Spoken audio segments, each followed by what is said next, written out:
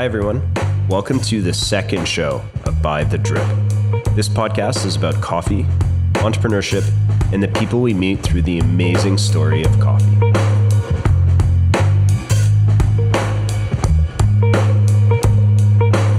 I'm your host, David Crosby, founder and CEO of ROSSO COFFEE ROASTERS. And I just wanted to say a quick thank you to everyone who provided some feedback on the first episode. It really does mean the world to me. Today's guest is Conrad Ferrel, the founder and CEO of Truebuch Kombucha. In today's podcast, we talk about what is kombucha, brewing kombucha at home to starting a company, creating a lifestyle business versus reality, gut health, the worst selling flavor kombucha Conrad has ever made, work-life balance, and finally, microdosing. It was a great conversation with Conrad, and I hope you enjoy it too. Conrad, thanks for doing this, buddy. Thanks, Dave. Thanks for having me, bud. Okay, you started Truebuch Kombucha. Tell me a little bit about what the company does and what your role is at the company. Well, I founded Truebuch Kombucha with Louisa, my wife, 7 years ago. We make authentic raw kombucha here in Calgary. We distribute all across Canada, mainly in Western Canada, but trying to get into the Ontario market. We've been around for 7 years. Wow. It's been a wild ride. So maybe we should start with like a baseline. What is kombucha? Kombucha is a fermented tea on a very simplistic form. It's a fizzy, probiotic tea beverage, kind of replaces soda in a general sense. The way we best describe it is what yogurt is to milk, is what kombucha is to tea. It is full of enzymes, probiotics, amino acids, vitamin B12. It has a low sugar and is good for your gut, good for your bacteria, good for general health. Okay, so how do you go from you're brewing this at home, I assume? Yeah, so the story with me was years, for my entire life, I've had allergies, just bad gut bacteria, gut lining, leaky gut syndrome. And so when I was actually studying for my CPA exam, I'm a chartered accountant by trade, I was looking at ways to fix my gut lining, which is connected to your focus. And so kombucha came out of that organically as instead of just taking a probiotic pill, hypothetically, I found a product that I could brew because I was into kind of like making beer, into making wine back when I was a teenager. Brought that home and just started making it. And I did that for many years. And then it kind of snowballed into a kind of going to the farmer's market, then commercially. So you were brewing at home. And then how did you make that jump from like home brewing? You're trying to heal yourself. You're an accountant. You're making good money, and then is family members coming over and say, "Oh, Conrad, you got the best kombucha." Sometimes friends were like, "What is this random thing sitting in your cupboard that looks like I don't know if anybody's seen kombucha brew, but it has this thing called a cellulose that sits on top. It looks like they call it a mushroom. It's very gross looking if you don't know what it is." So people would come over and they'd see that on the counter and they'd be like, "What is this?" And I'm like, "Oh, you want to try some?" And then they'd be pretty hesitant, but at the end of the day, they actually liked it. And so did my family, so did everybody around me. And they actually said, "Well, you should start a company." And that was kind of a joke. And then about 2 years later, I was working for a company. We'd end up selling that company. I was a CFO, sold that off, and I had some free time and some free capital to sit back and say, what do I want to do? And just for fun, my wife and I said, why don't we just kind of start a kombucha company and just start at the farmer's market and see what happens. Wow. And then so kind of what happened through that was I found this in the bottom of a curling center in Cochrane. And for people that aren't from the Calgary area, Cochrane is about, 45 minutes west of town. I got access to the commercial kitchen from 10 p.m. till 6 a.m. And so I would drive out there in the middle of the night, brew kombucha, and then I would keg it, do everything there. And that's kind of how it all started in Cochrane, even though we live in Calgary. So I was commuting in the middle of the night. Yeah. I did not know that. So you're brewing in Cochrane, you're in this kitchen. How do you make it into the farmer's market? So that was the first step, was a farmer's market. We're from Sunnyside area. And so Hillhurst Sunnyside Community Center in Calgary here has a random Wednesday night farmer's market. And at that time, I think Louisa was on the board of the... Oh, so it's an inside job. Semi-inside job, but I still had to pay the entry fee or the booth fee, but we tried it out. And so what happened was I got my first sale at a place called, I can't even remember it now. It was a grocery store that is no longer here. And what happened was we sold in kegs only. We never did these bottles. We want to be environmentally conscious, and we still are as a company. But at that time, we're like, let's do kegs only.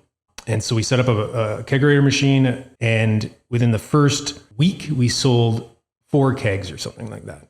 And the problem was during that week, we launched and then me and Louisa left town and we went to Hawaii. Oh, Yeah. So we're trying to live like, just step back for a sec. Truebuch was supposed to be a lifestyle business. And that was the whole plan, was I was going to ski 4 days a week. I was going to brew 2 days a week. And we would go to the farmer's market and have a little supplemental income and just see where it goes and just have some fun for a little while. Take kind of like a little mini retirement, because I'd worked for this company and we sold it, and it was 2.5 years of craziness, crazy hours, crazy time that I just wanted a break. And so that's where Truebuch kind of came from. It was like, let's take a break. Let's do something neat, something fun. And then as soon as we launched it, within the first week, we already sold out of everything. And so I was like, okay, I think we have something here. And then so I was in Hawaii trying to coordinate with friends and family to move kegs around, taking them from Cochrane to this grocery store and yada, yada, yada. And so here we are today, that from day one up until about a few years ago, pre-COVID, we couldn't keep up with production. And that's always been the problem. So that's a good problem to have as an entrepreneur, right? You kind of, and I think we'll talk about this later, is like, what is the entry point to be an entrepreneur? How do you test that market? How do you get into it? And my testing of the market was one retail grocery store, a cute little boutique organic grocery store, and the farmer's market. And through that, it was just word of mouth, and I could never keep up with volume. so lifestyle's changed quite a bit. Yeah, the lifestyle never came. Like I never skied. I never skied I barely skied. Entrepreneurship will do that. I didn't ski 1 day a week, let alone 4 or 5, right? It was stressful. Don't get me wrong. Like we could talk about the ebbs and flows of an entrepreneur, right? Like you're doing something that's a passion of yours. Like it was a passion of mine to brew kombucha. I liked it. I liked the product. I liked what it stood for. I liked what it did to me, how it made me feel. It actually helped. Like, as I said, I had all these allergies. So it helped my gut lining heal.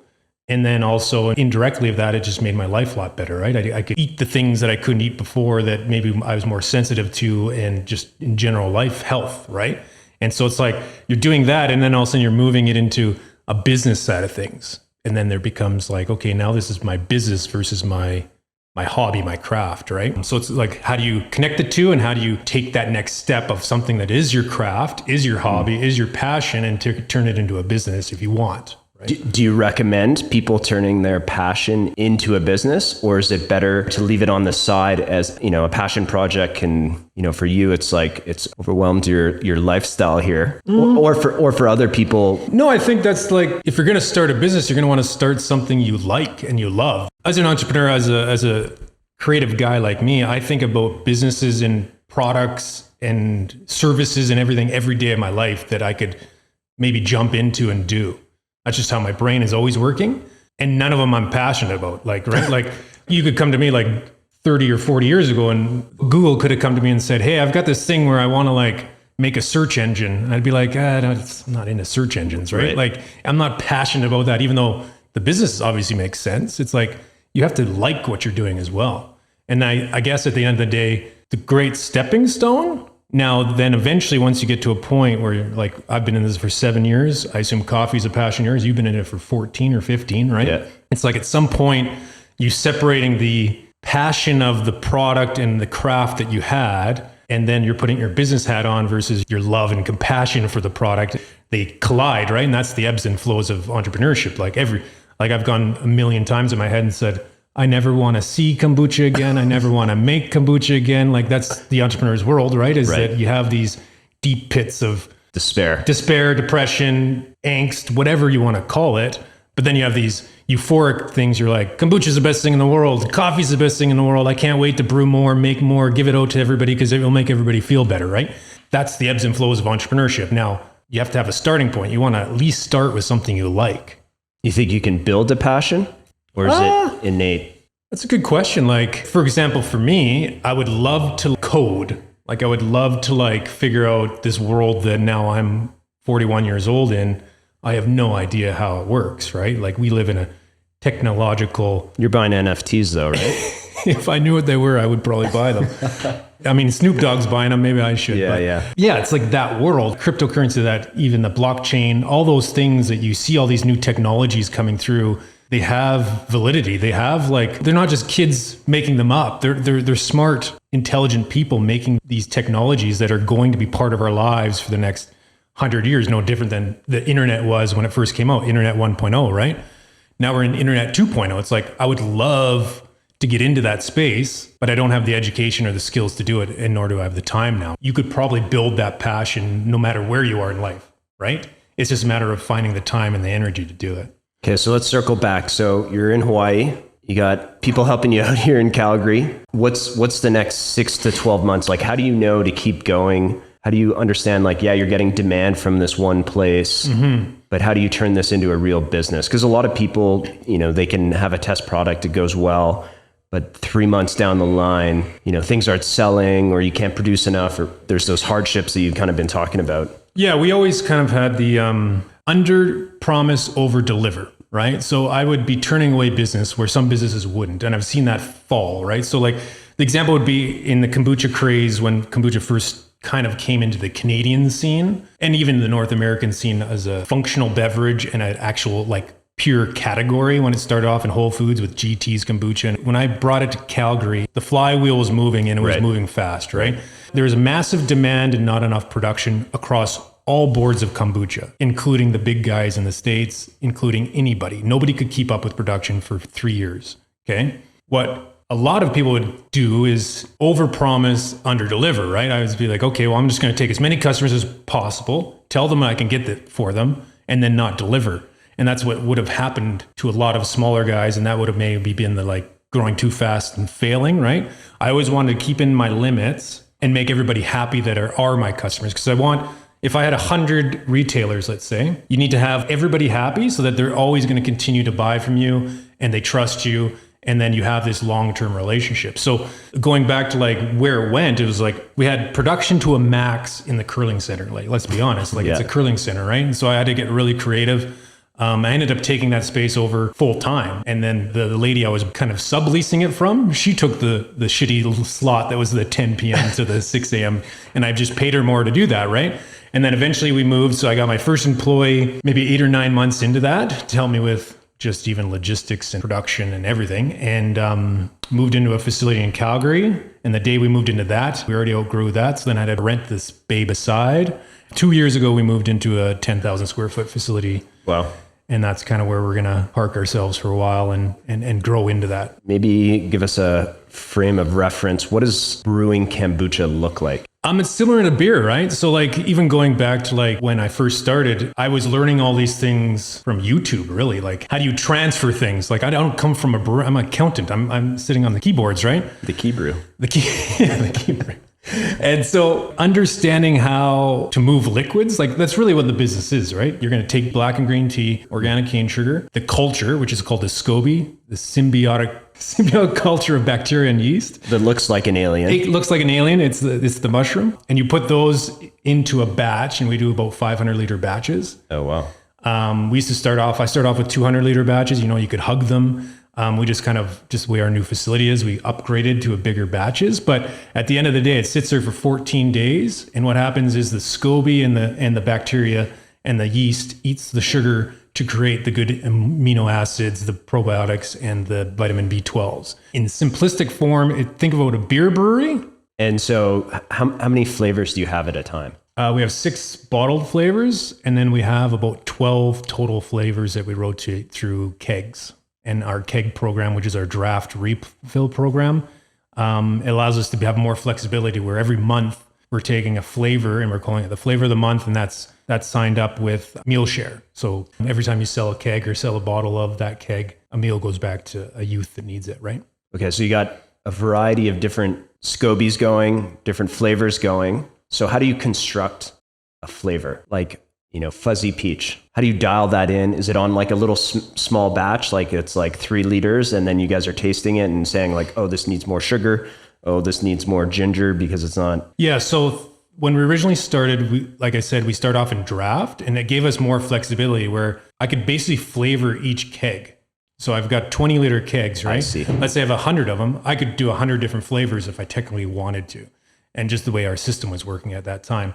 So when we were playing around, my first flavor was, I think it was just called lychee kombucha. It was the first one I ever had. And the reason it was lychee was Jonathan at the Naked Leaf Tea Shop here in Calgary, he's still our tea supplier to this day.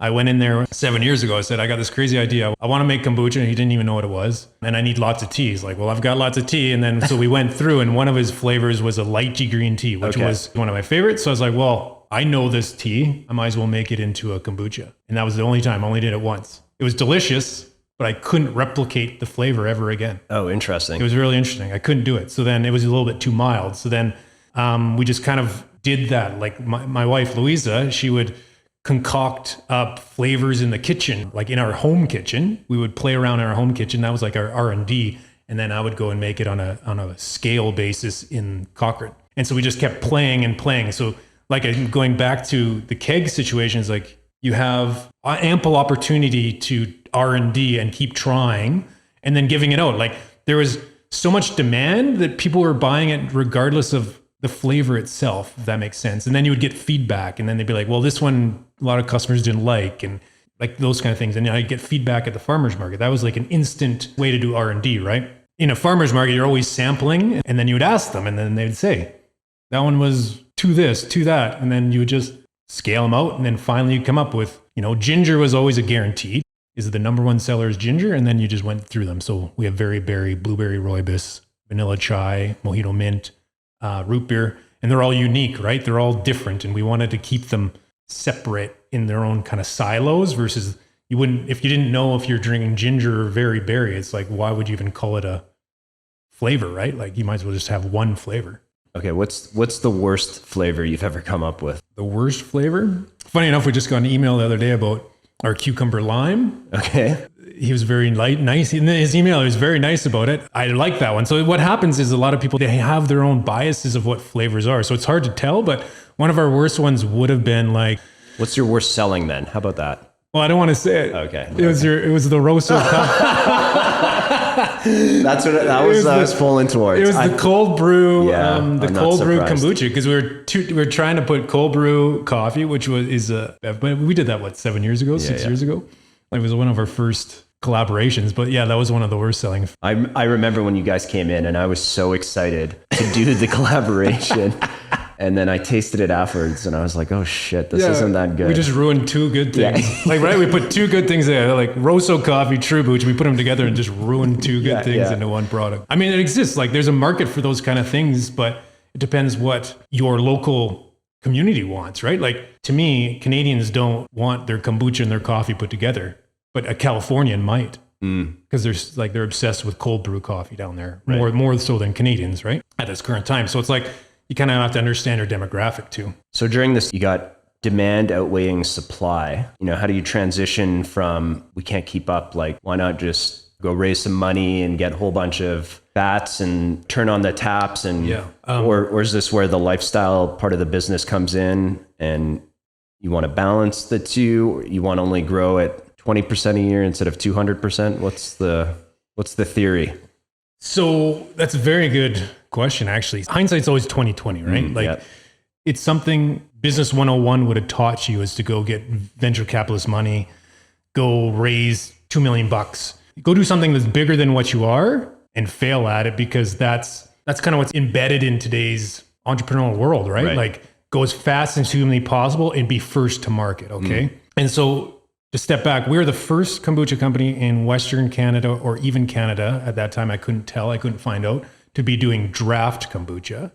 We're probably one of the first 4 to 5 kombucha brewers in Canada at that time. And if we'd done if we went and raised $2 million and went from the Cochrane Curling Center for only a few months and realized that, we have something here, and the market is going to be big, and that was our test market, go raise that $2 million and flood the Canadian market and be either number 1 or number 2 brand selling X amount of bottles. That would have been our trajectory if we'd done that. But at the time, it's like, how long is kombucha going to be around? Is it going to have that the cold pressed juice scenario, right? Like, is it a fad, or is it a legit? And I think if cold pressed juice hadn't been around when we did kombucha, I probably would have maybe put more money into it, raised more money, because I was looking at the cold pressed juice as a similar category, as a functional beverage, right? And I was like, oh God, they're dying. They're going on their downtrend here. Is kombucha going to follow that? And it hasn't, thank God. It's actually, it's its own category and it's growing at a very, very, very stable rate every year, right? But at that time, one, do I want to risk my entire life savings on this? Two, do I want to take other people's money, which I'm not a fan of. I'm not a fan of taking other people's money and then risking it. I don't know why. I just feel uncomfortable. It creates more, like being an entrepreneur is stressful to start off with, just in general. And then having other people invested in you and other people's money and then other people's expectations and then other shareholders, however it is, right? You got all these people attacking you. So then you might not make the right decisions. You might be burnt out, whatever. So from a lifestyle standpoint and from where I was in my world, I wasn't going to raise money. In hindsight, I should have, but I don't think I was still would have done it knowing what I know today. I don't want that pressure to grow from zero.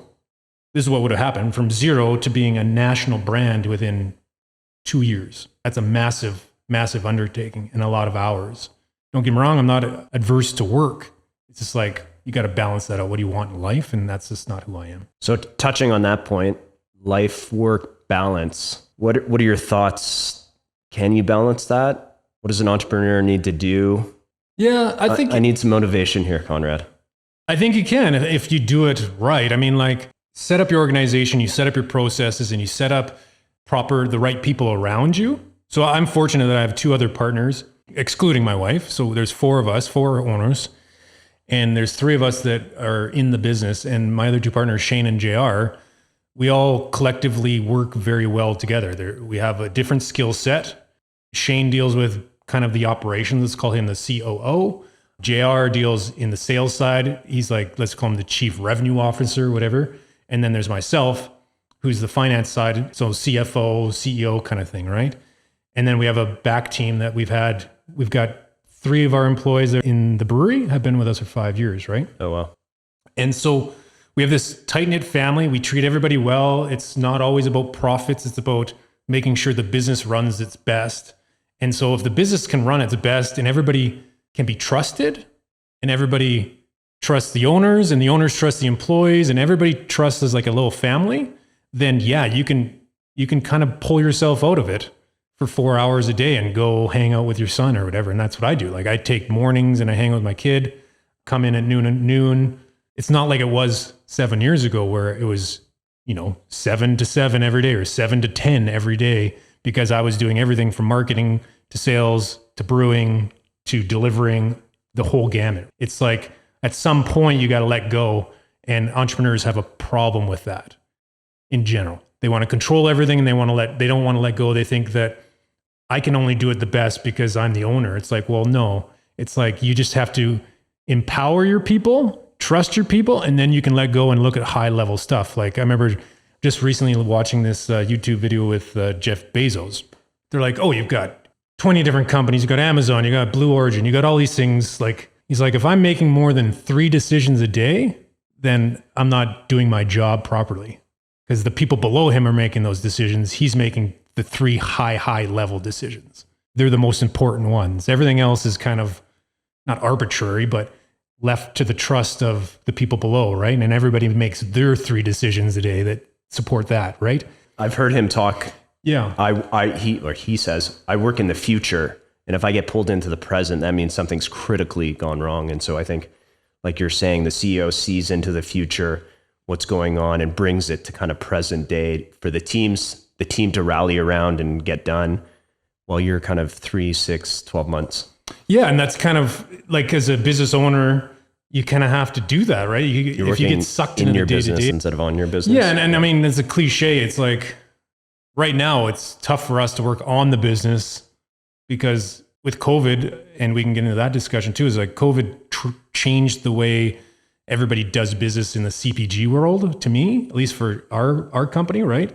And Rosso might have seen it too, but there's less opportunity to find places to sell your product based on COVID. Like you can't go and do sampling. You can't go and meet people one-on-one. There's Zoom calls. And like if I'm trying to sell in Toronto to a big retail banner, normally I would fly out there, have a meeting, sit down, have dinner, whatever we do, and you get to have a one-on-one relationship. Now it's over Zoom, and sometimes the purchasers don't even turn on their video. right? So you don't even know who you're talking to. And so it's a very weird world where innovation is kind of stifled, where products aren't getting onto shelves, new products or innovative products aren't getting onto shelves because it's just a different way of working. And it's a different way of consumer buying as well. Basically, things are different.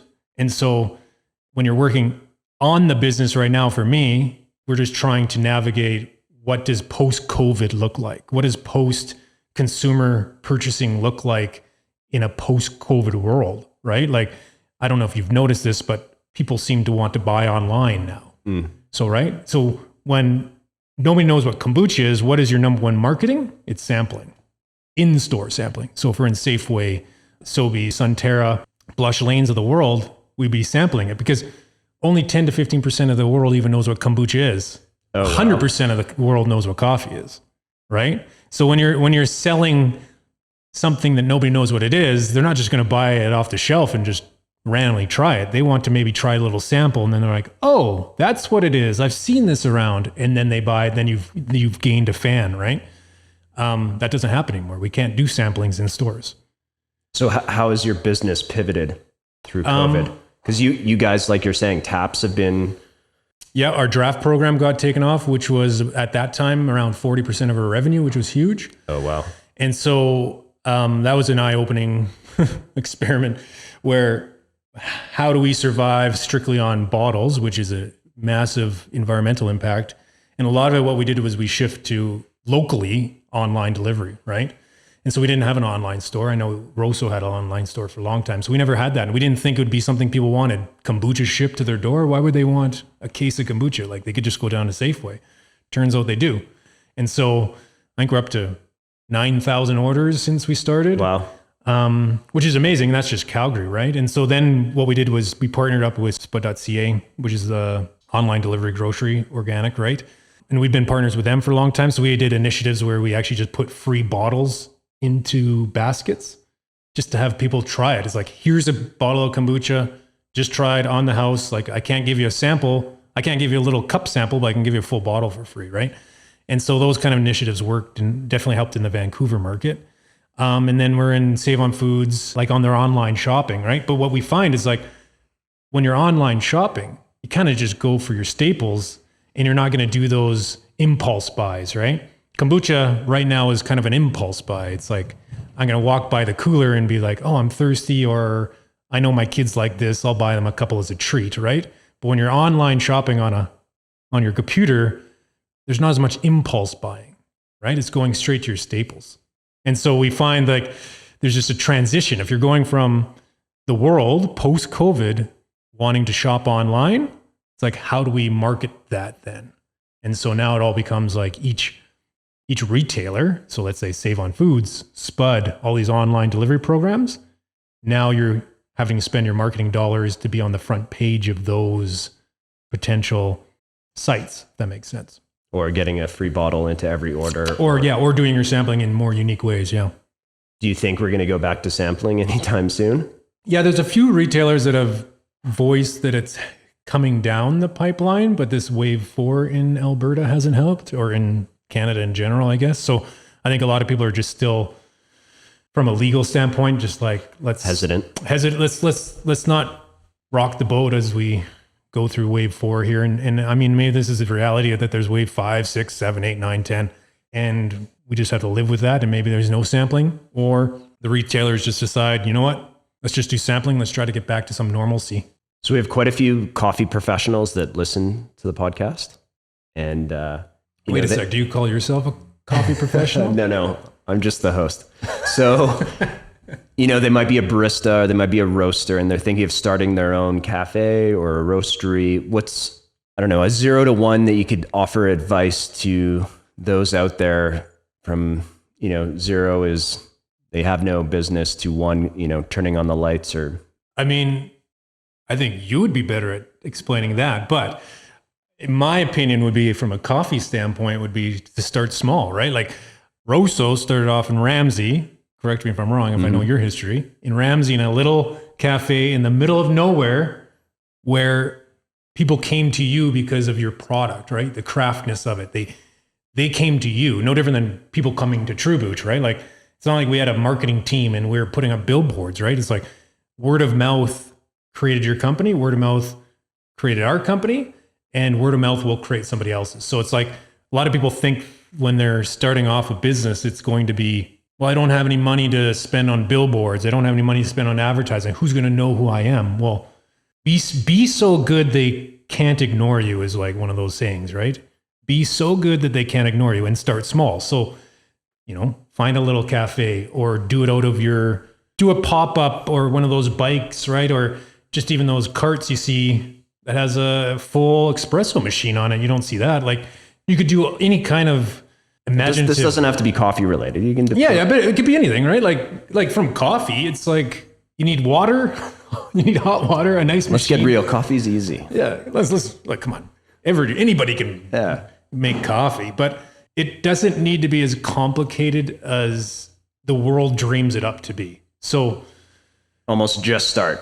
Yeah, like what bugs me in today's glamified, whatever you want to call it, world is like, you see all these, they call them unicorns, right? Oh yeah, this unicorn company just raised $20 million and is going to distribute product through every Costco across Canada or across America, whatever, North America.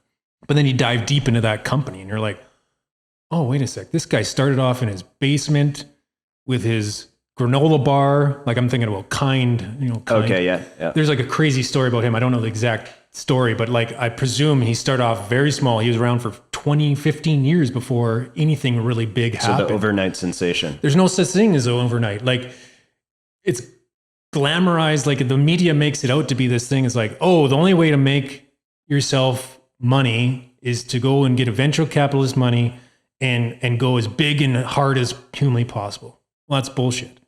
It's not how day to day the millions of small business entrepreneurs started or should start, because it's too much stress.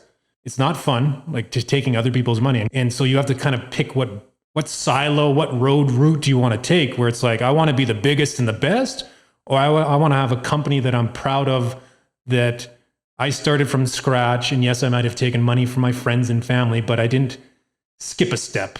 I'm going through the hardship and the thing to make sure it works, instead of like epically failing and losing tens of millions of dollars. You're epically failing. If you epically fail, you make tens and thousands of dollars, or hundreds. Like, it's not life catastrophic if you can start small and just do the baby steps you need, right?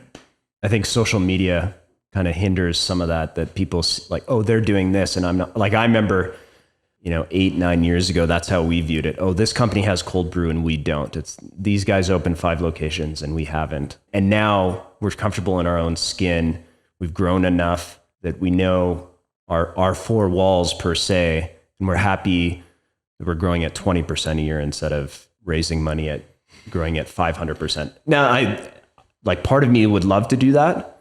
But isn't that the ego side of things? Like, isn't that but why, right? Like, I think the experience, I love the idea of like a system breaks and then you rebuild the system, and the system breaks because of demand, not because like, oh, we're not doing the system correctly. Like, to me, that's how you grow. Like, our business is so system based. We have a system of like how to brew coffee. We have a system of like how to order coffee, a system how to roast coffee and package coffee. And those things always break when either someone doesn't follow the system or there's too much demand is hampering the way we can grow it. So part of me, ego, part of it is maybe ego, but I think you see a different side of business when you're growing it. Yeah, like there's don't get me wrong, I like the excitement of it, right? Like, the excitement of Truebuch from its infancy was, okay, there is 0 systems. There's 0 processes. How do I take tea, sugar, and a culture and turn it into a delicious product and put it into a bottle, put it into a keg, right? And that system had to be put to its limits. Yeah. Like, the stresses on that system had to be put to its limits to make the next step. So then, okay, we go from my kitchen at home to, I can't brew in here legally, I'm not allowed to, so I can't, to making systems processes, to then busting out a space there, to next operations bay, to the next operations bay, to the one we're currently in. And each one of those had a system break, like you're talking about. And that's the exciting part is from an entrepreneur standpoint is because that equals growth, right? And so I can tell you right now, I'm bored at Truebuch, and that's nothing negative to say about the company or anything like that. It's that. That's amazing honesty, though. I don't think a lot of CEOs or people would admit that. No, no, they wouldn't. They would, oh, everything's all gravy. I love it, right? Like talking to entrepreneurs is like, yeah, it's okay to be bored. And it used to bug me. It used to make me really depressed. And COVID didn't help. But like sales are down. Everything's kind of not rosy, and there's no growth. There's no excitement. There's no new customers. There's no new retailers. There's no new like things going on. There's battles. We're trying to. It's not like we're not trying to, but it was just this 2 years of the same dullness, right? And from somebody like me who has ADD, wants to grow, but like not at a crazy pace, that what is comfortable for my business and for my personality, it's like, if it's not doing any of that, it's like, what are we doing? And then it's like, is the business dying? Blah, blah, blah. You go down those rabbit holes of entrepreneurial woes, right? Yeah.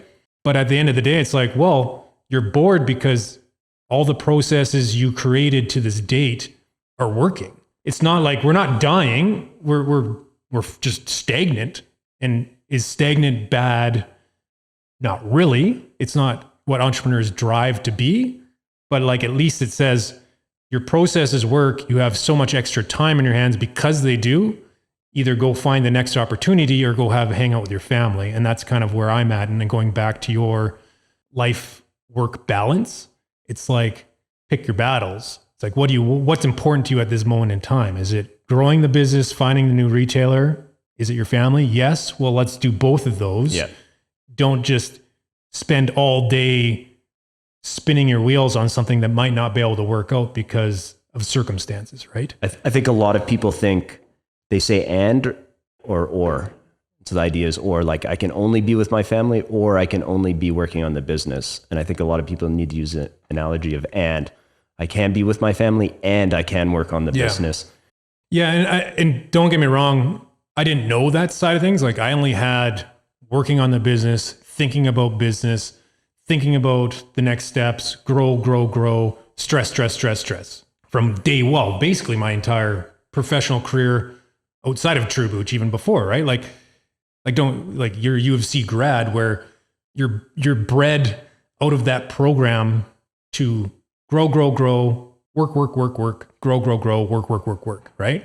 And there's no classes at university that be like, hey, this is how you hang out with your family, and this is how you create your better social bonds with your friends to create more happiness, to create more delightful lifestyle that translates to your business as well, right? Because like everything has a trickle-down effect. It's like if I'm miserable at work and stressed out at work because I'm not hanging out with my family, my employees are going to see that. My business partners are going to see that. Then they're going to be disengaged, and it just has that trickle-down effect. That if you can have a tone from the top that work isn't just number one, it's part of what happens in life. It's like, what is number one in your life? Like right now, I have a 1.5-year-old boy that was born during COVID, which is weird in its own self, but I got to spend so much time with him locked in our houses. And right, the first wave, everybody was locked in. Nobody knew what was going on. And I was like, well, this would be crazy if it was just me and Louisa, my wife. But now we got this little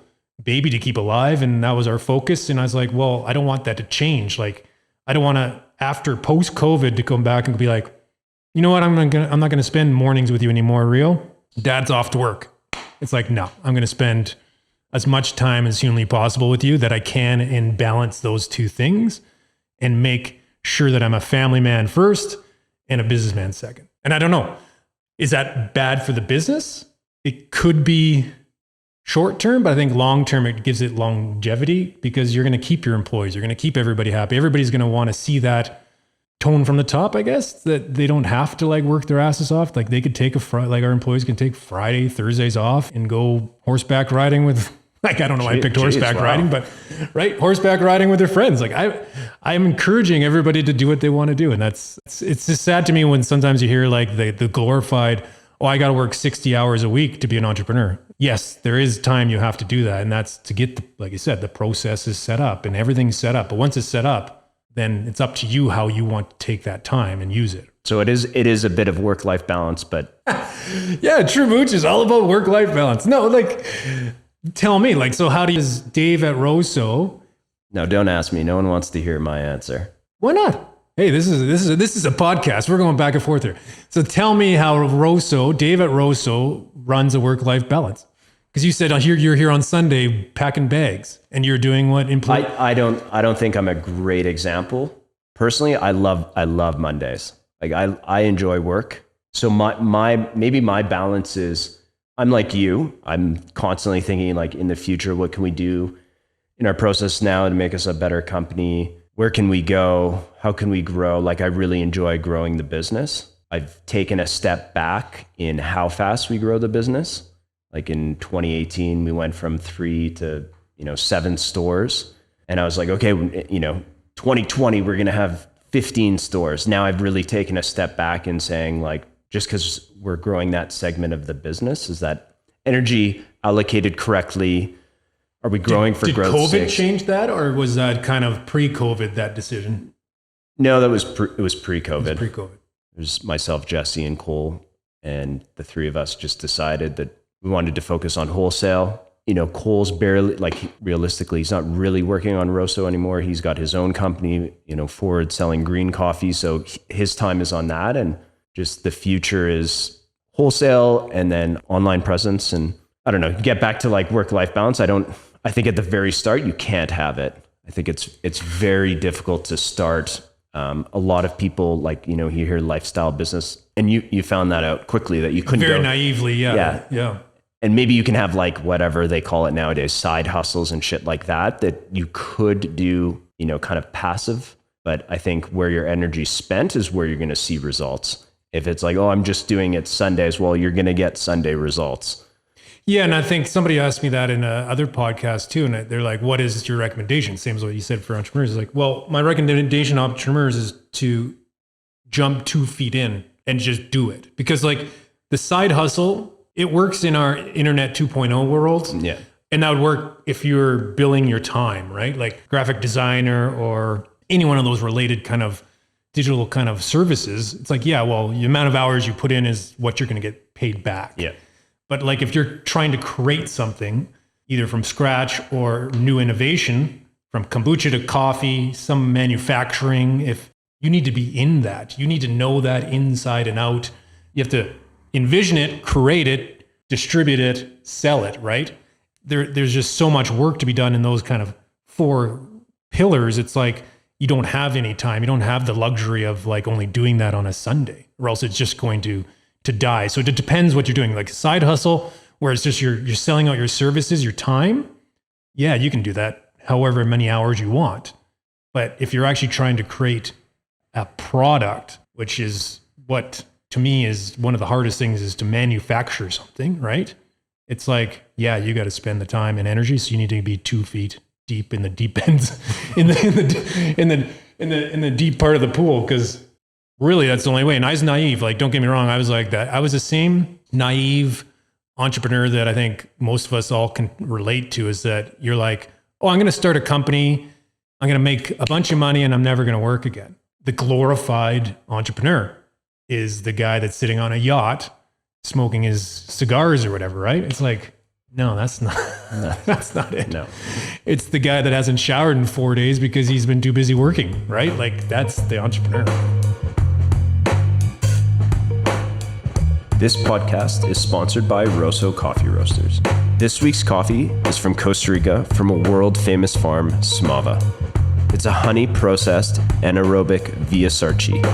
This coffee reminds me of pineapples, red apple, and honey. It's super delicious. Enjoy sipping on Smava while listening to my chat with Conrad from Truebuch Kombucha.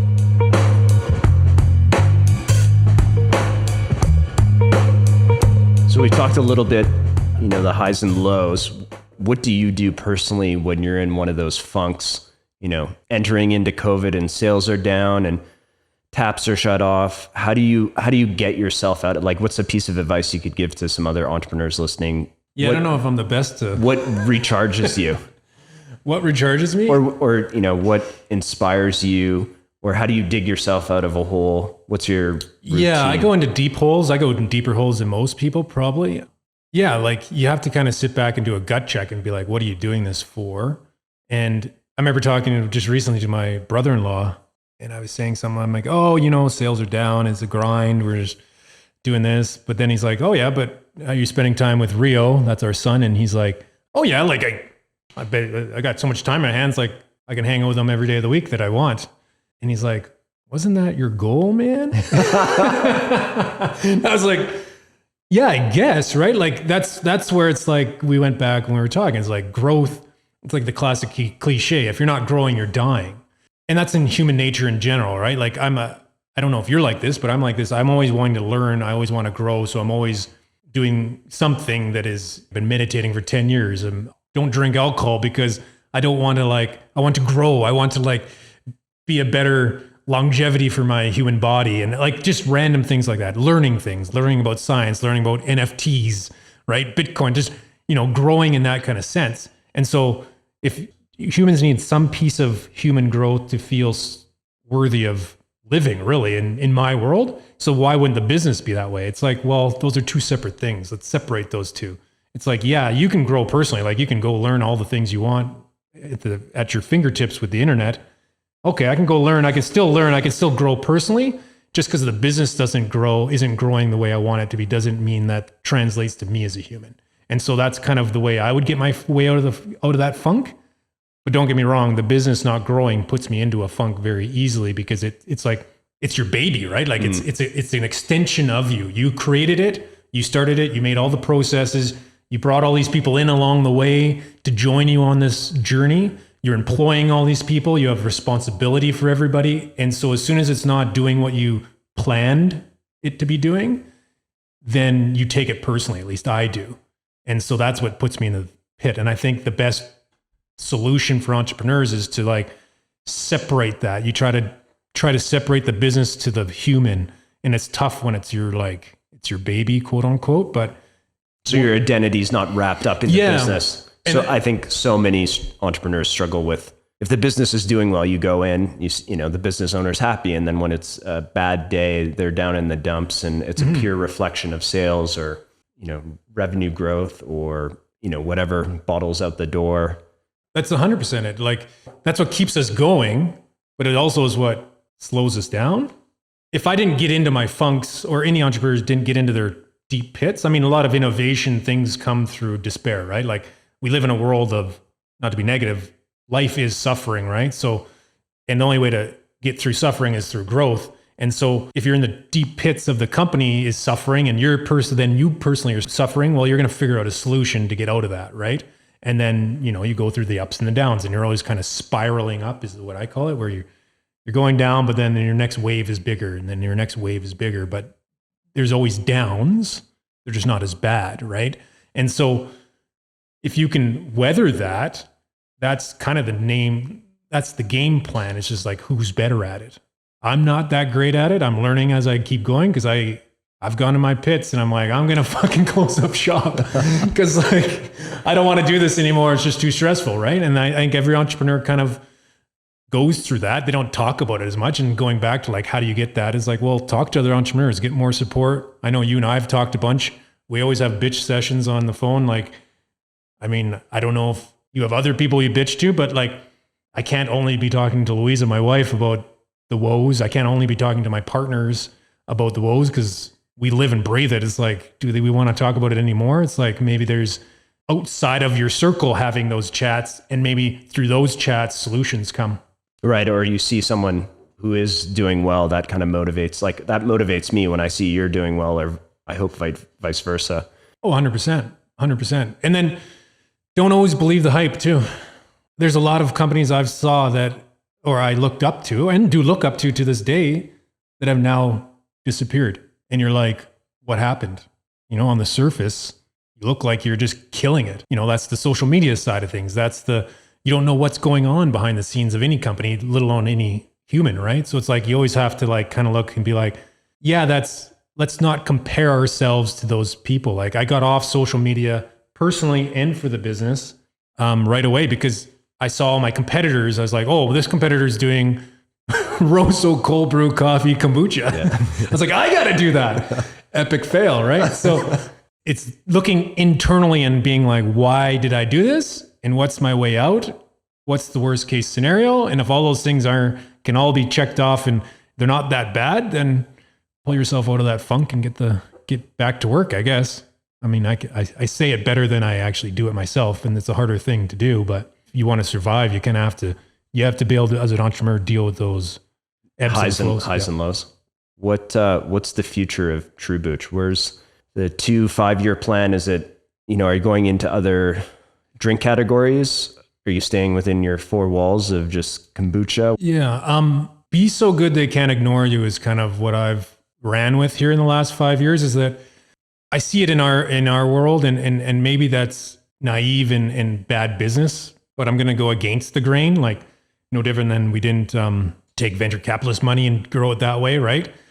That's what Business 101 would tell you. It's like, you want to be a multimillionaire. It's like, go do that. Okay, well, I didn't do that. I'm not going to be that. So it's like, okay, stick to your guns and do what you do the best, and don't be clouded by other things. So like, kombucha companies have multiple facets of products now. You see everything from low sugar.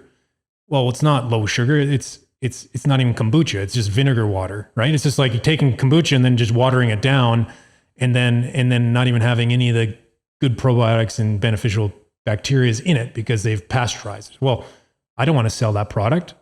I don't want to sell that to our customers who know that we have a raw, authentic kombucha that is as natural as it should be, and all kombucha should be. But there's bad players, right? There's bad players that they're making all kinds of different non-kombucha products. I gotta ask this. How do I, we travel a lot. Say we're in Guatemala and I can't get my Truebuch. How do I look and know like a legit kombucha? Like there's 3 brands, in the fridge, and I gotta pick one. What do I look for? Problem is, you don't really know. Okay, then how do I pick which one? You pick the one with like what you would presume to be the shortest shelf life, in all honesty. Because if there's a product on there that has a shelf life more than 5 months or even 4 months, then it's not authentic kombucha. Because if you had a kombucha that was alive, and it is a live product, it's still alive, it's still fermenting even as it sits on the shelf, a lot slower, it's still doing its fermenting in there, then it can only have a shelf life of 4 or 5 months before before the flavor profile changes, right? And what does it go to? It just goes more vinegary, right? Because the more you ferment it, the more it eats the sugar and creates more acids, right? And like there's a balance between tart and sweet, right? And we think we found that perfect balance that caters to both the kombucha snob, I want to call it, and the new kombucha new entrant, right? And the kombucha snobs are basically just the hippies that used to brew it on their counter for the last 40 years. And they want vinegar. They want vinegar because that's what they knew, and because that's how they never controlled their brews. They just let it brew for 30 to 40 days on their counter, and then it was pure vinegar, right? Not to say that there's wrong with it. That's just what they're used to. Version. Right. So I don't know what was the original topic of our conversation? How do I find a legit kombucha? So looking at it from a shelf life is basically the only way, unless it says on there. But what's happening in the kombucha world is they're trying to get more clarity and more regulation around it, but it's hard. It has to go through like Congress, it has to go through all these FDA, all these things in the States. And then once it happens in the States, Canada will eventually adopt them. But you're trying to get more clarity. So if kombucha is made from, let's say, they call it a concentrate. So they'll take a kombucha and they'll brew it for 60 to 90 days.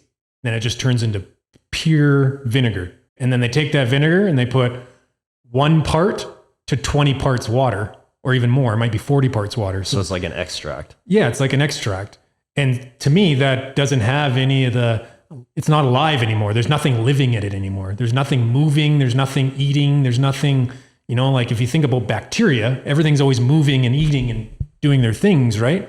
It's like vinegar flavored water, or tea, I guess. And so you need to kind of look at that, but there's no regulation around it. Yeah, you don't want to find a kombucha that isn't in the refrigerator. Like there's kombuchas that sit on the shelf outside of the refrigerator. Oh. That have shelf lives of 2 years. Oh, wow. So they're pasteurized. They're pasteurized, or Can they even be called kombucha at that point? Yeah, because there's no regulation. So this is one of our battles. Ignoring like sampling, for example, now there's the battle of the bad players. So there's international players that are coming from Australia that are just shipping flavored vinegar tea across the world with no refrigeration, 2 to 3 year shelf life, that are selling in the Loblaws of the world for a lot less than what we can sell it for, but calling themselves kombucha. A lot of it boils down to what big retailers want too, right? Like you guys don't sit in that refrigerated space in a big retail shop like Loblaws or Safeways is expensive to run, and it's expensive to be on that shelf, to pay to be on that shelf, right? It's limited, right? Where like a coffee shelf, they can presumably extend it, even though it's been extended lots. There's a million players in that, don't get me wrong, right? It's harder to be in that cooler space. It's limited. Right. And the Coca-Colas of the world want to pay for it. I urge everybody to always buy local and to make sure you know where you're getting your products from. Because what we don't want in Canada, and this is what's happening in the pandemic, I've seen, is that there's a big surge right when the pandemic happened. It was like, local. We need to support everybody locally. And it was amazing. We did our online and it was amazing. I was like, this is the best thing I've ever seen. Like, this just shows me that there's so much love in this city, in this province, for locally made products. And then that just kind of fizzled away as things. Well, as the pandemic normalizes into our new routines. Yeah, your new routine wants simplicity versus it's like, well, I just want to go to Spud, or I just want to go to Walmart online and order my goods and stuff to come delivered to my door, because you don't want to go outside. COVID, I get it. There's a whole safety thing. But now that habit of ordering things online, not leaving the house, not finding those new products, those new innovative products that you don't see unless you went into the grocery store or just had that one impulse buy, it just doesn't happen. And so it's like, how do we navigate that? And how do we get Canadians to buy Canadian, Albertans to buy Alberta? Because that's the only way, to me, that we get outside of this COVID and the Amazons of the world don't continue just to dominate everything, and then there's no small businesses left. I couldn't imagine. It'd be a sad state of affairs if there's no Rossos, so there's no Truebuchs, there's no, like all the small companies around here. Like what would it would be sad. It'd be sad that there's only big Goliaths like taking over the world. So what's the future? Where are we going with Truebuch? We're going to stick to our guns. Like I said, we're going to continue making the best kombucha we possibly can consistently. Keep kind of that flywheel going. It doesn't need to be double-digit growth numbers every year. It just needs to be that there's more fans, and we want to have true, quote unquote, true fans across Canada that love the product and they love what we do as a brand and what we stand for, and to keep that momentum going. I don't want to go raise $5 million today and go open up a facility and go buy shelf space off of Loblaws and go buy shelf space at Safeway and then have it be an epic fail. I want to test every single market in a very slow, methodical way, so that when you are in massive national brands or you're in retailers like Loblaws, can't ignore you anymore. That's really what it is. And so they're coming to you versus you begging them to be on their shelf. They're coming to you. And that might take 10 years, but at least we'll have the longevity to do it. I'm fired up. Got some personal questions. So I reached out to my 2.1 million Instagram followers. Oh, we were what, 2.4, I think. Oh, yeah. Sorry, got you beat. And the overwhelming question was microdosing. Conrad, tell me about microdosing. Well, for those that don't know what microdosing is basically taking a small form of psychedelic, okay, a few times a week to give you a mood booster / focus enhancer, let's call it. And I think the Silicon Valley kind of took it and ran with it, with the Tim Ferrisses of the world and the Joe Rogans of the world, where brought it to the mainstream, I guess, where psilocybin, which is the psychedelic mushroom, you take a little 0.5 grams of that, or no, I guess that's a lot, probably 0.1 to 0.25 of a gram. Okay. Take that a few times a week and then use that as kind of like a mood enhancer. Some people replace it like almost with coffee. It gives you a boost. You're not per se high. You don't feel the effects, but it gives you a kind of a back end effect where what it's doing is changing your, I don't even want to get into the science of it because I don't know much of it, but the neurological side of things and different receptors firing that normally wouldn't be firing, eventually they will continue to fire post having that microdose, if that makes sense. It's a new antidepressant in a general sense. And I think that's where the world's going once they get through all the trial. They're doing a bunch of kind of clinical trials on MDMA, psilocybin, LSD, all those as a microdosing / even a macro dose side of things. So yeah, it's an interesting time. Would you recommend it for people? I don't know if we can give recommendation. I don't know. I don't recommend taking any illicit drugs, but if you were to try an illicit drug, maybe that, I would recommend it for people that feel down. But I mean, it's interesting. Like I've done it a bunch, but I haven't been doing it lately because I find it brings you up, but it also brings you down. The after effect, like the day later, but then there's like the entourage effect that happens later on. And so what it does is enhances whatever's happening in your life. So if I'm taking it on a Monday morning and I'm stressed out or I've had a down day about the business in general, just whatever's going on, it's going to enhance those stressors too, right? And so I haven't had, specifically during COVID, I haven't had many down days of like, oh yeah, I'm just going to relax and like let the psilocybin do its thing and hang out. And maybe I was doing too much of a microdose, let's put it that way. I was probably pushing the limits on that too. So then it enhances it even more. So the best thing, actually, I'm rereading a book called Change Your Mind by Michael Pollan. The best is to find somebody that actually deals in this professionally. There are people in Calgary that do it. You just have to find them.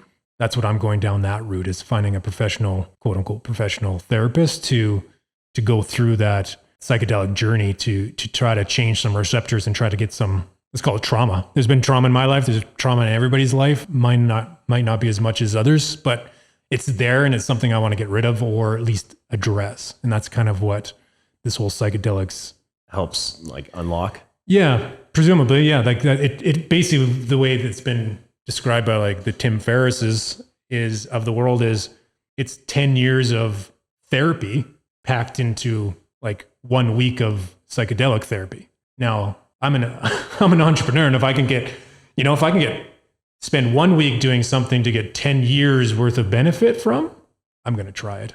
So I'm a risk taker, and that's who I am. So I'm definitely doing it.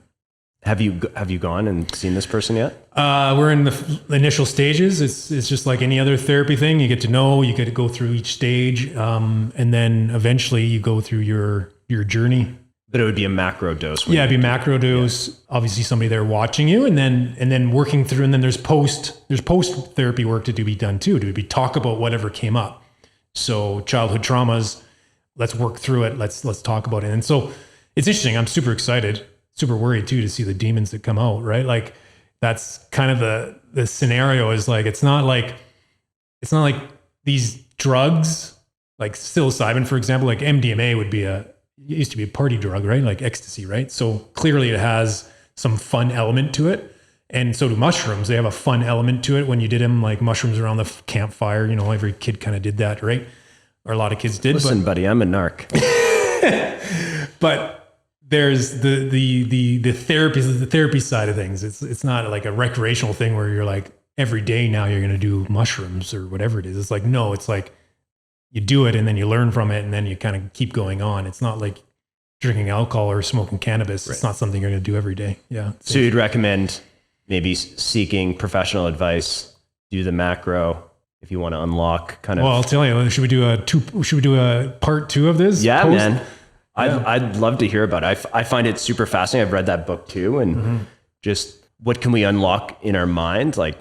Like you said, everyone has trauma, and how can we work through that so we're a better version or human being of ourselves? Is drugs and therapy if they can unlock that, I think that's a big win. Like there's publicly traded companies now that are, doing this. Yeah, it's great. It's an interesting time, right? We're legalized cannabis in Canada for 2 or 3 years now or whatever. America's coming that route, it seems to be. And I can tell you, right, like, I could tell you I base a lot of the success of Truebuch on drugs, man. Oh, wow. Not like, because if done right, you can use it. I use cannabis and these things as a teaching mechanism, right? Like, don't get me wrong, there's a recreational side of things too, but like a lot of like, you ask me how I get out of my funks. I have like if I get off my regimen, like I have a system. It's like I have a an algorithm of my own. Like every human is like a computer, right? I have a logarithm that I have to follow. And if I get off that logarithm, sometimes the wheels fall off and sometimes they don't. But when they do, you're like, okay, I got to get back onto that logarithm. And what is my logarithm? And it's like, I go to bed at 9. I don't eat past 6. I have 2 meals a day. Like I have this logarithm that I've figured out over the last 10 years of, I don't know, clicheing saying biohacking, right? And one of them is having cannabis in a sauna.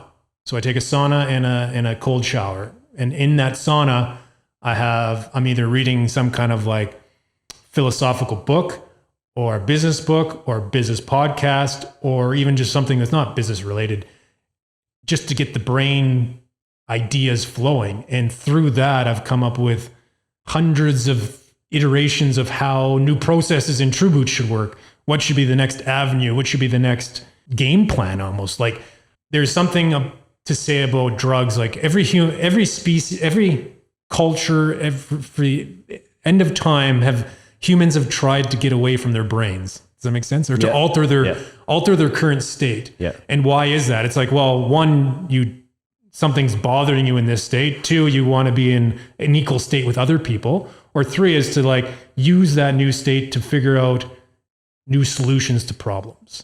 And that's kind of I like to use cannabis and all that for that. It's like, is there solutions to things? Is there things I can think outside of the box, outside of the realm of like I don't know what you want to call it. Like it's very closed in, right? To open it up. Yeah, you're inside a box, and as you grow, you open up the door and go to the next box, and then as you grow again, you get out of that box into the new. Yeah. Mm-hmm. And that creates creativity and creates excitement to me. Is like, okay, well, can we do this?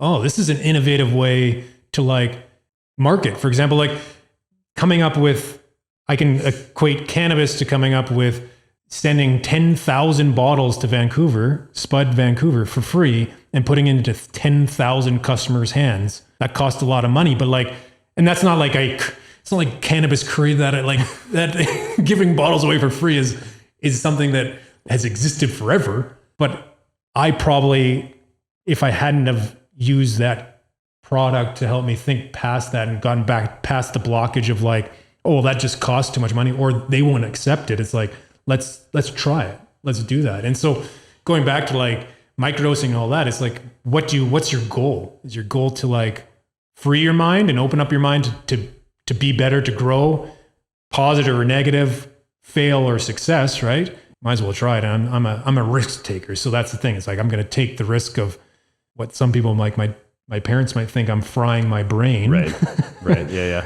To grow as a human and to grow the business too inside of it. So you sound like you have a wicked morning routine. I wouldn't call it wicked, but. Okay, well, you got this regiment where you're eating twice a day, you're going to sleep by 9 p.m. What's your morning? So my logarithm is or say your whole day. I don't have an alarm, so I wake up whenever the alarm goes, or whenever I wake up. That's true entrepreneurship. Yeah, and it's either 6 a.m. when the baby boy wakes me up, or whatever, it's 7, something like that. And then I'll make a bulletproof coffee kind of thing, which is my concoction with ROSSO decaffeinated beans, which, by the way, listeners, is amazing. It's just like their all their other roasts, but decaffeinated. And I found that caffeine made me too much anxiety. Okay. I don't know how to explain it. Over like if I just like I can have a coffee I'll treat myself to like a caffeinated coffee on the weekends, but like during the week I just decaf, which has MCT oil, mushrooms, so it's like reishi, lion's mane, chaga, and then some collagen. And so I make that coffee, and then I don't eat until noon. What I've been taught, or what I've learned, is that your day starts the night before. So if you want a good day today, it starts 24 hours ago. It started yesterday to make today good, right? So it's like, okay, well, I got to get a compound on it. So I have to get a good night's sleep on Saturday night to have a good night's sleep on Sunday night so that my Monday is good. And so you can't, that's kind of the way I run it. So it's like you can't eat past 6 o'clock on Sunday so that you sleep better on Sunday night. So you found 6 p.m. is the cutoff because I go 6 p.m. till noon the next day. So I'm on an 18-hour fast. Okay. Yeah. So 6, and then I'll eat 2 meals and then just cut it off at 6. And it's always like my wife Louisa is an amazing cook, so we're always eating really healthy, just good meat, good vegetables, good clean food. good clean food, have some grains in there. Carbs aren't the devil, but they are some days. But like, right? And just live that. Lots of water, lots of kombucha. And what about sleep? What's your sleep routine? Like sauna. So you sauna every day? Every 2 days I try to in the winter. Summer I don't do it because it's just too hot. Summer's too hot. But in the winter it's awesome. So I'll go down there after put down the boy to bed. I'll go down there at 8 o'clock, do a sauna for half an hour to 45 minutes, sometimes an hour. Wow. Watch a football game if it's on, watch sports, listen to the podcast, like I said, and then cold shower into bed. And then you sleep well? Like that's with that routine, you're sleeping, you're out, lights out until... Yeah, because you have the Whoop, right? Is that right? Yeah, I've got the Aura Ring. So yeah, let's see the scores today for those Aura Ring guys out there. Okay, so you're sleeping and your goal is like 8-9 hours or... Yeah, both my wife and I, we realized that we're not able to cope with life's challenges without more, like I need 8 to 9 hours of sleep. And that is sleep. Like that isn't... That's not in time in bed. That's not time in bed. Yeah. So like, for example, yesterday I got 9 hours and 20 minutes, but I was in bed for 10 and a half hours.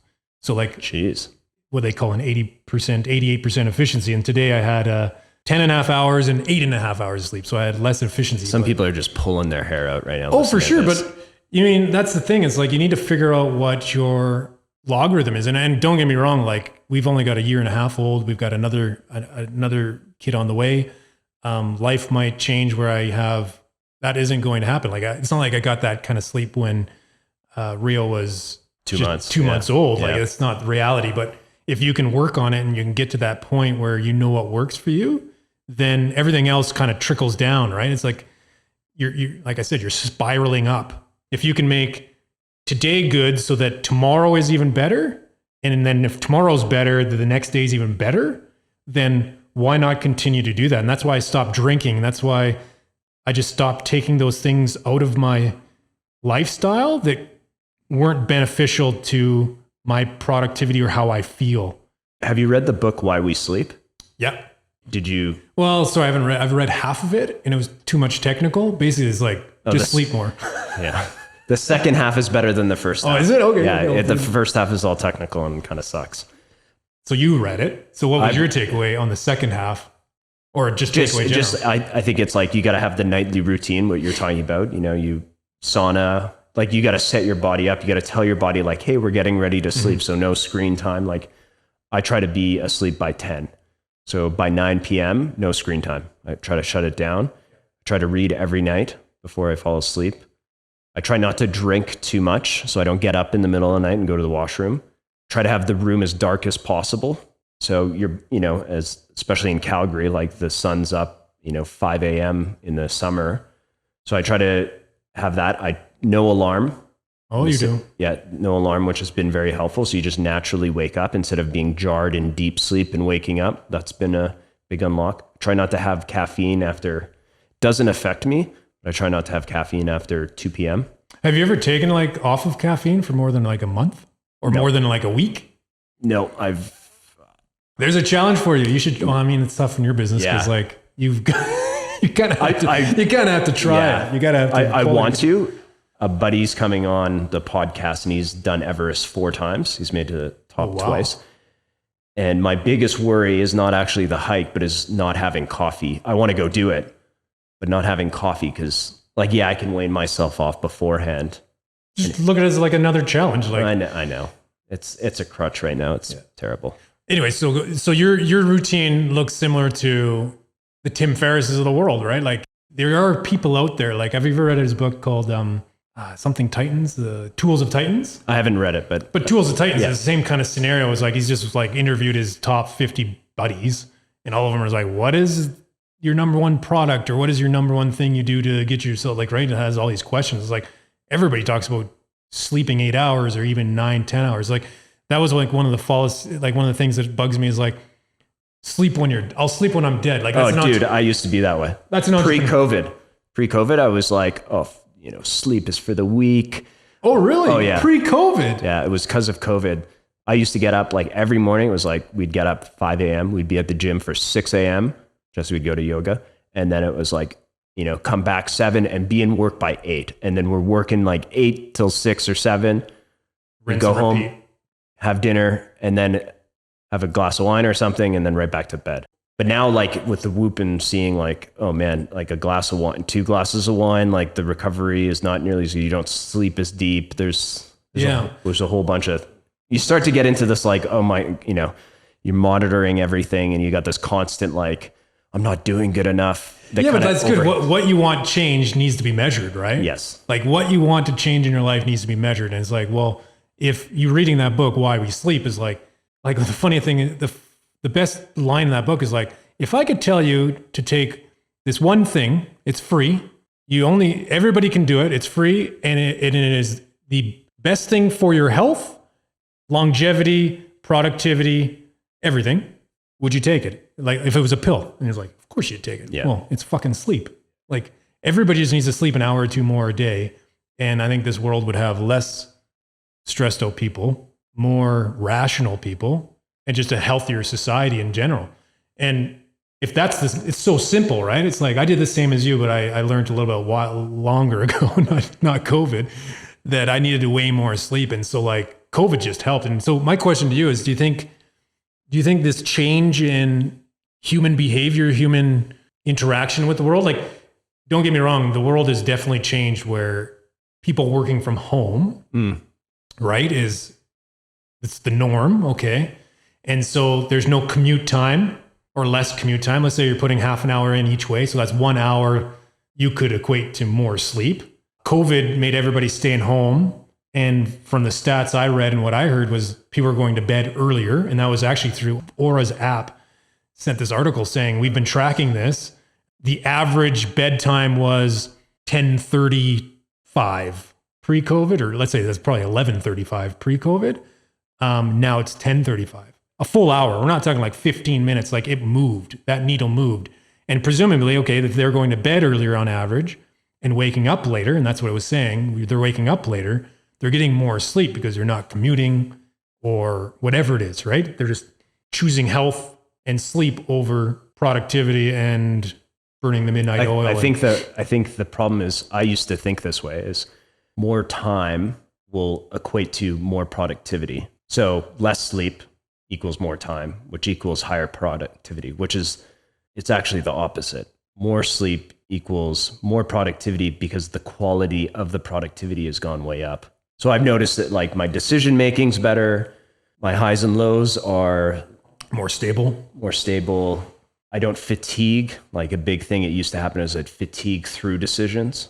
Now I don't fatigue nearly as much. I think for me, it's been a big unlock. I must have recommended the book like 50 times and getting some kind of, a lot of people like a big thing. Which book, sorry?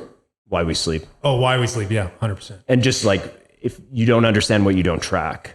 And so, thinking like a lot of people will say like, oh, I go to bed at 10 p.m. and I wake up at 7 and I'm getting a lot of sleep. Well, you don't actually, when you go to bed is different when you fall asleep. There's a lag. For some people it's 2 minutes, but for others it could be 40, 50 minutes. Yeah. Plus all the time you spend waking up in between. You wake up in the middle of the night to either go to the washroom or you turn over. And so you start to lose time, through like last night I woke up at 11 times. And 2 nights ago it was like 26 times and I had a terrible sleep. And it's like, okay, what's causing that? So then you can work it backwards too. It's like, oh, what happened? Yeah. Oh, I had 4 glasses of wine. I had food right before dinner. You start to like equate and start connecting the dots on all these things that are occurring in your life. Oh, I woke up, I was in a bad mood, so I made a shitty decision here and yelled at this person here, and I'm unhappy about sales here. Yeah, I can equate all my angst and problems in the last 36 months to lack of sleep. Wow.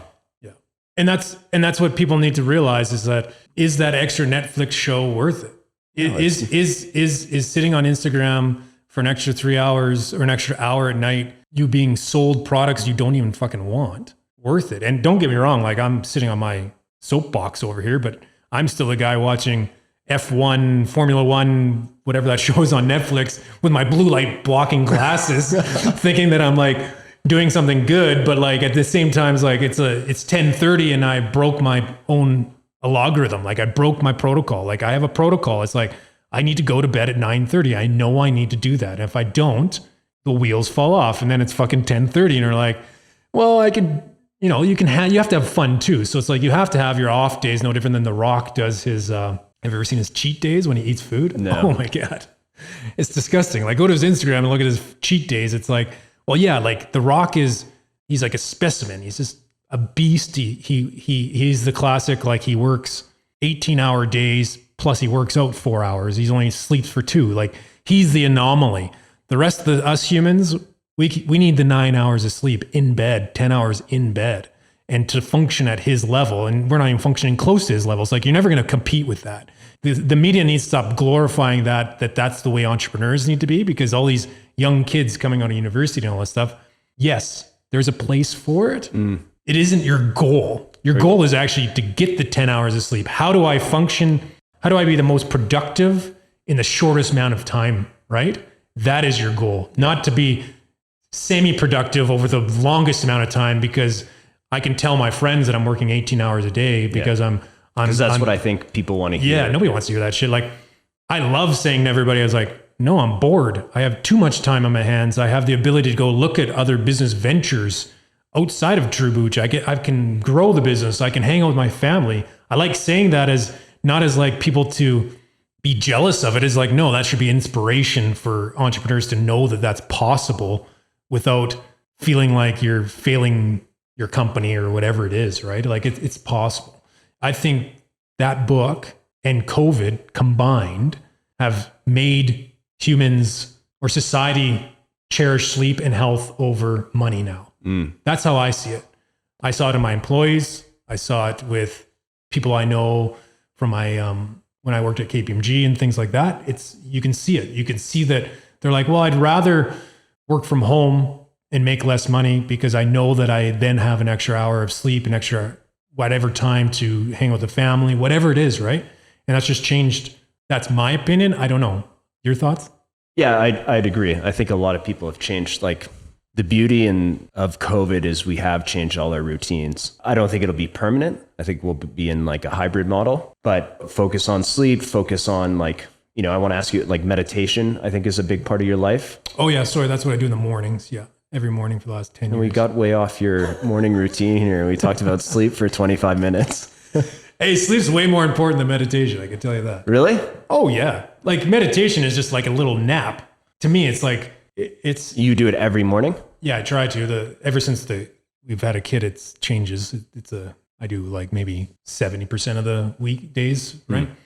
It's only for 15, 20 minutes. I do some special nasal breathing I do, and then I just do a meditation. And I can see the difference when I don't, that's for sure. Oh, wow. Yeah. But, so what happens when you don't? Just agitated? Yeah.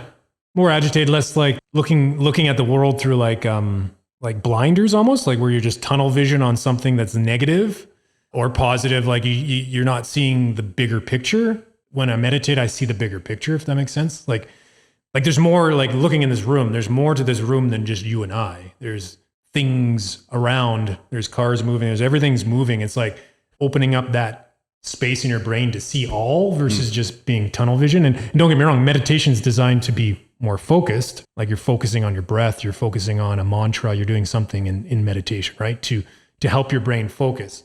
But like, when you're living your life, you should technically have like this more broad view of things. So if I'm going through life, driving to work, or just anything in my day-to-day life, it needs to be not hyper-focused on whatever I'm thinking about. It needs to be broad. But when I'm at work, then it helps you bring yourself into whatever you're doing on kind of like time blocks. I don't know if you do time blocks. No. Where like, I have this timer set up, and don't get me wrong, I was really good at this for about 4 or 5 months, and then I stopped. But every 20 minutes, I focus in on whatever it is. So I turn off all the email, I shut down all the email, and I'm going into whatever that thing is. I'm modeling something, I'm whatever, even cleaning on my email inbox, for example, would be that 20 minutes. Timer goes off, I do 10 burpees. Yeah. And then I go back into the timer. And so it's just a burpees or go get some water or whatever, take a little break, and then you go back into it. So it's like conscious productivity, and then giving yourself conscious breaks too. Like if you think about it, the way the world, like the way anything works is you can't be 100% on all the time. Yeah. And you can't be 100% off. But you always be in that, like, you'll go 80% on and then 80% off. And then, and you want to ebb and flow during the days. Like, you to me, I'm most productive if I go hard into something for a short burst of time and then come out of it, and then go hard into it for a short burst of time and then come out of it. And that way you're getting 80% or 100% productivity into that one task without distraction, which, going back to the thing, is how do you jam more productivity into a shorter time frame to allow you to have more space to do the things you love, or the creative side being growing the business, whatever, on the side, right? Family. And then you have your downtime. You have to give yourself downtime. Will you have 2 back-to-back blocks of the same thing? Oh, yeah. So you could do 60 minutes of emails, but you're doing the 10 burpees. Yeah, you're taking a break within it. And then also not shutting off everything that. Yeah, not having any distractions where you're like in email, for example, I pause my email. I can pause it with or some Gmail app thing. I can pause it, and then I'm working on what's in there, not also the new shit coming in. Because what's happening when you're going through email, right? You're cleaning out your inbox, and then all of a sudden new shit keeps coming in, and then it never ends. And then you're always in your email. Like, email is like the death of all, right? Same with Slack. Like, everybody's like, oh, well, the Slack kills email. Yeah, it kills it, but it actually makes it worse, because then it's a chat program versus like I can leave it in. Anyways, we can get into that. But so that's kind of how I run my system, is like you just go into that, come out of it, go into that, come out of it, and then ebb and flow during the day. Okay, back to meditation though. Mm-hmm. You know, I got a couple brothers. I want one of my brothers to start meditating. What advice? The advice I was always given, so I've done a Vipassana course, which is a 10-day silent meditation retreat. Okay. Anyways. No chance he's doing that. We're talking like, what's a 5-minute? The number one thing that you can be told is just do it. And it's all about the habit of doing it and not to have any expectations. That's it. Like, don't expect that, because everybody's like, oh, well, you turn your thoughts off. Well, no, that's bullshit. If you turn your thoughts off, you're basically dead. Can you look at that thought without judgment and letting that thought go? That's kind of what meditation is in a general sense, right? And so it's like, yeah, you're going to have a million thoughts. Like, your brother's going to sit there and be like, why am I meditating? This is stupid, blah, blah, blah. This hurts, my back hurts. Like, it's just go through all these. And so just recognizing those thoughts and identifying them, that's all it is like, oh, I'm complaining. And no judgment, just be, I'm complaining. All right. And the next thought, oh, I'm thinking about my finances. Just identifying, you're not judging it. You're not like, I shouldn't be complaining or I shouldn't be thinking about this. It's like, you just do it, identify it, acknowledge the existence of those thoughts while trying to bring yourself back to focus. And then once you're back to focus, that's the habit. That's the training mechanism in meditation that then translates to life. We have so many things in this world distracting us, right? How do we train ourselves to get away from that distraction?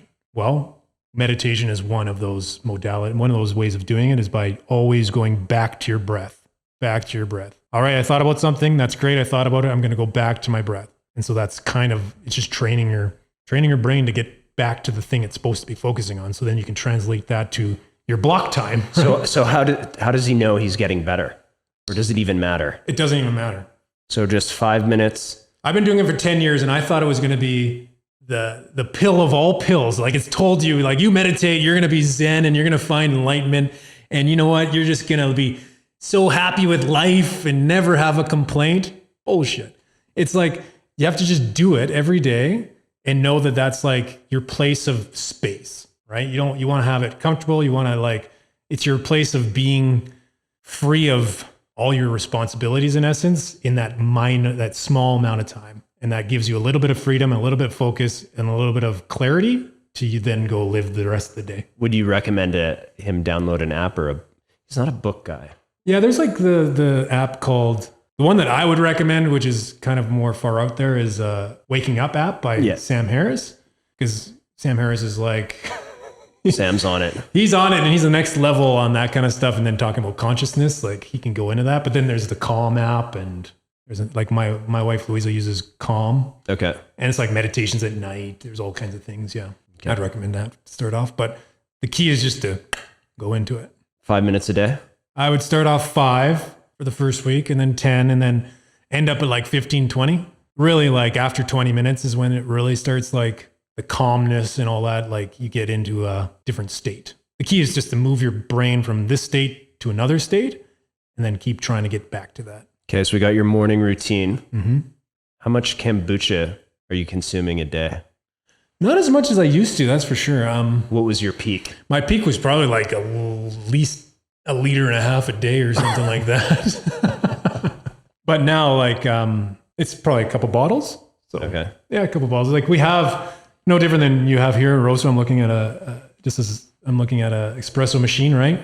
We have draft kombucha just sitting there. Actually, Rosso, by the way, Rosso carries draft kombucha for their employees.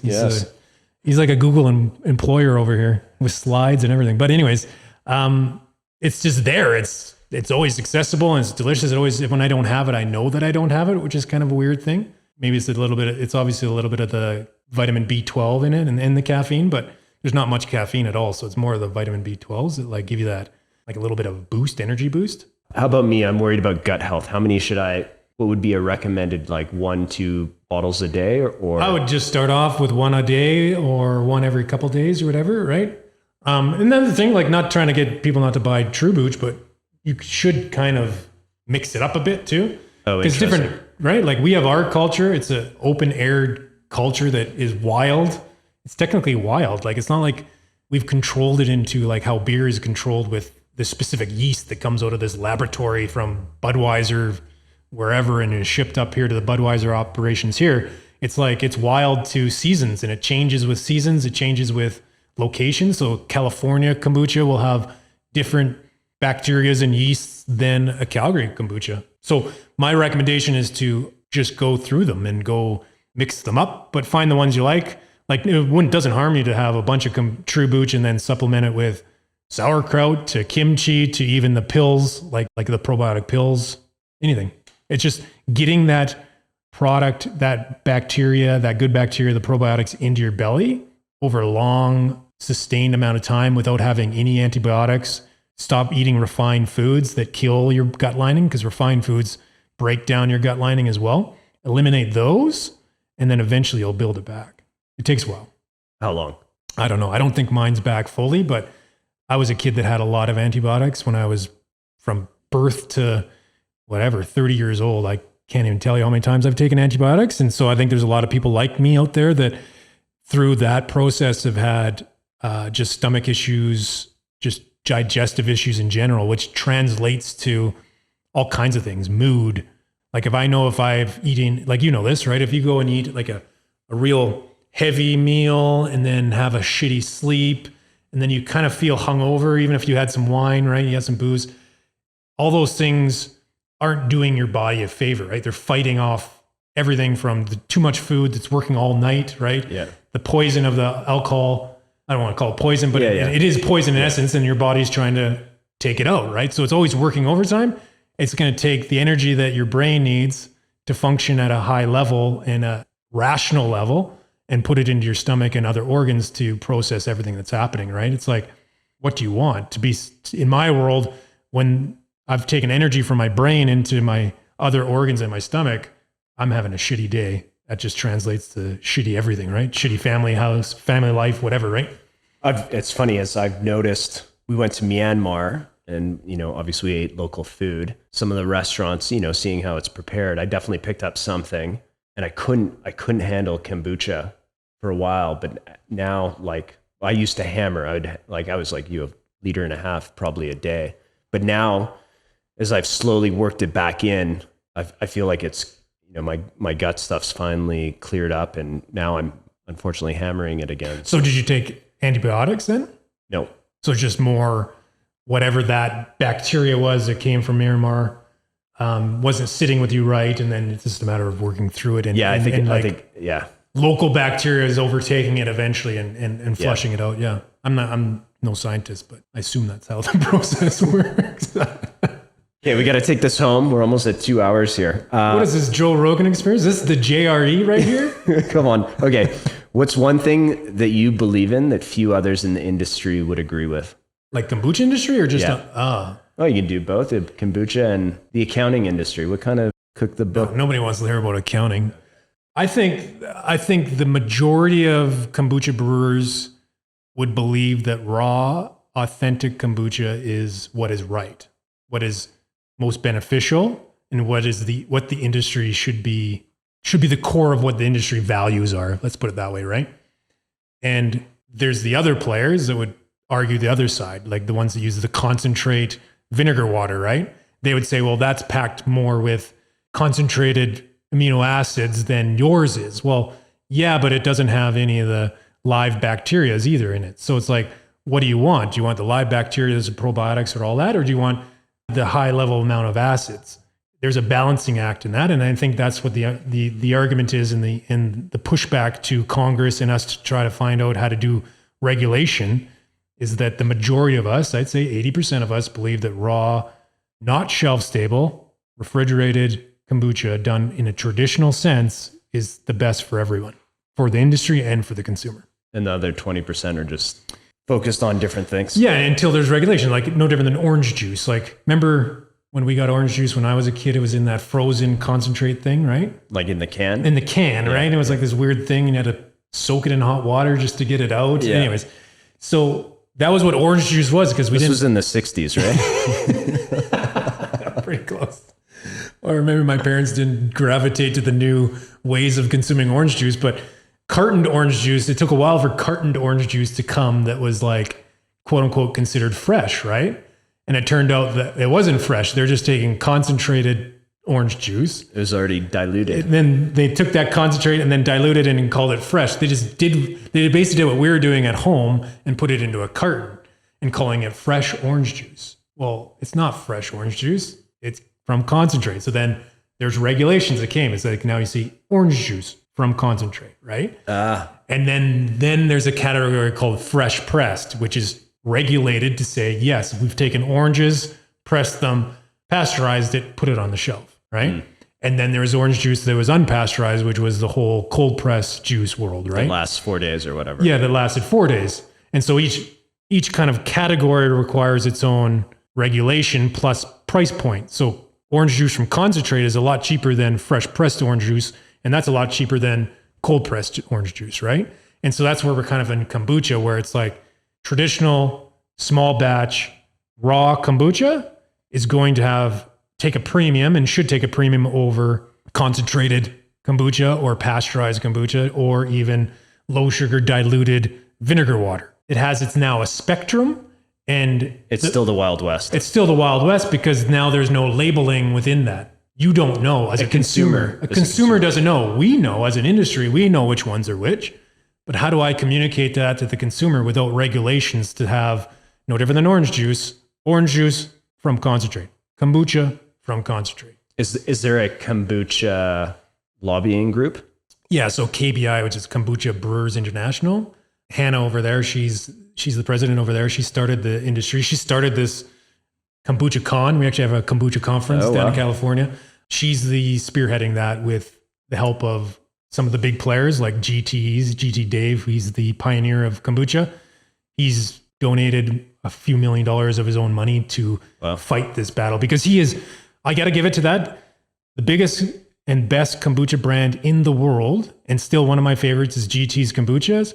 Wow. So he hasn't gone the other two routes. No. Where he could probably open up. Yeah, and he could do anything he wants. He's a $1 billion business, and he could make another $1 billion by doing the other side of the coin, right? And he chooses not to. He's actually fighting the fight with us, which is kind of neat because it's the other players that are coming from other areas that are trying to, like the Coca-Colas of the world, trying to take that market share through different avenues of, let's call them loopholes, labeling loopholes, if you want to call it, and lack of customer knowledge. Yeah, like I've drank kombucha since, I don't know, 2012 or something like that, and I had no idea. Mm-hmm. And that's the uphill battle that Truebuch has to, and that's the reason, going back to why we called it Truebuch, was I always wanted to be true and authentic to the craft, this ancient elixir, like it's been around for thousands and thousands and thousands of years, right? If I'm going to do this, we're going to do it right. We're going to make the most true, authentic, good for your body, good for your soul, good for the community, good for the earth product. And that's what we have to stick by. That's our values. So it's like, I'm not going to go outside of that realm when you ask if I want to make another product line. Well, if I'm making another product line, I'm going to be competing with the pasteurized, not authentic kombucha, because that's who's taking my market share. So how am I going to take his market share? Well, I'm going to have to compete with him. It's like, well, no, that's not the right attitude because that goes outside our values, right? It's like, I don't want to do low sugar because it's going to dilute it. It's not going to give the people what they want. Yes, they might want less sugar, but they need to understand fermented sugars are different than non-fermented sugars. And there's an education piece. So it all boils down to education and sticking to your values and your core beliefs and just forging forward and being so good they cannot ignore you. And that's the plan. Dude, we got to end on that. I'm fired up. Okay, where can people find you online, Conrad? Truebuch.com. And then at Truebuch is the Instagram and Twitter and all that handles. Yeah, find us. If you're in Calgary and you want to get kombucha delivered to your door, truebuch.com, you can shop right there, or go to Calgary Co-op to grab your growlers, get them refilled. Blush Lane, Save on Foods, Safeways, we're on all those kind of big guys. Locally, Sunterra, got to give a shout to Sunterra and Community Natural Foods, because those are Calgary staple organic grocery stores that we're in as well. So look out for us. We love to get you in your belly. Thanks, dude. Appreciate it. Thanks, Dave.